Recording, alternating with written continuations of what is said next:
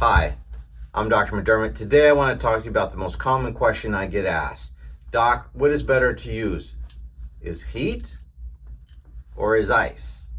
And the honest there is between the both of them.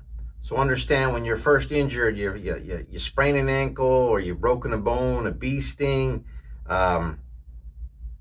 working in the garden too hard or too many pitches or golf swings, you usually want to go with ice right away. What ice does, it's going to constrict the tissues, it's going to slow down the reactions, the inflammation aspect of it, going to minimize the inflammation, and actually ice is very relaxing to the tissues. Left on there long enough, it's cold and then it burns, but after you get past the burn, you get into the ache and numbness. That's when the tissues will start to relax.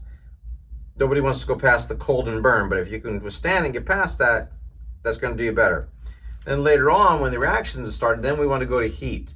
And with heat's going to promote opening of the tissues, better blood flow, oxygenation, nutrition to the tissues, tissue elasticity. Now, the nice thing is there's a great tip I want to teach you that is missed all the time. It's really not whether you want to use heat or ice. It's using the combination, two combinations in one. And what I mean by that, the trick is called the frozen ace bandage. First, you got to take an ace bandage. Any old ace bandage, you unroll it, cut it in half usually, because that's more than enough. And then I want you to take and put this in the sink and get it soaking wet. Don't wring it out. Let it be soaking wet. Put it in the freezer as a clump, just like that. Put it in the freezer. Let it freeze. And then what happens after it's frozen, it's going to be solid like this.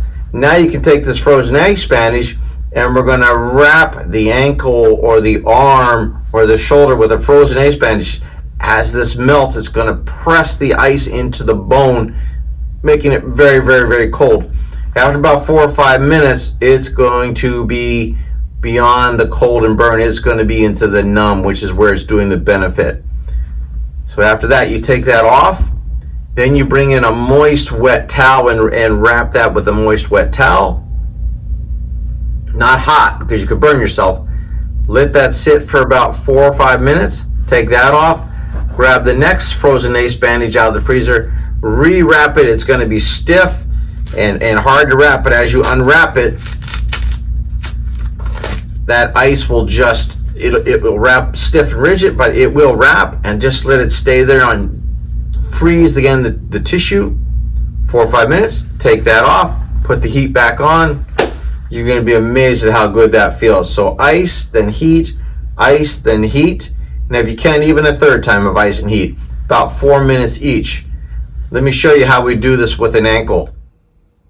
All right, so when you wrap your foot, you want to wrap from the toes up towards the heart, or the arm, you want to wrap from the hand up towards the heart, and just simply wrap it with the frozen ace bandage right up to about mid-calf like that.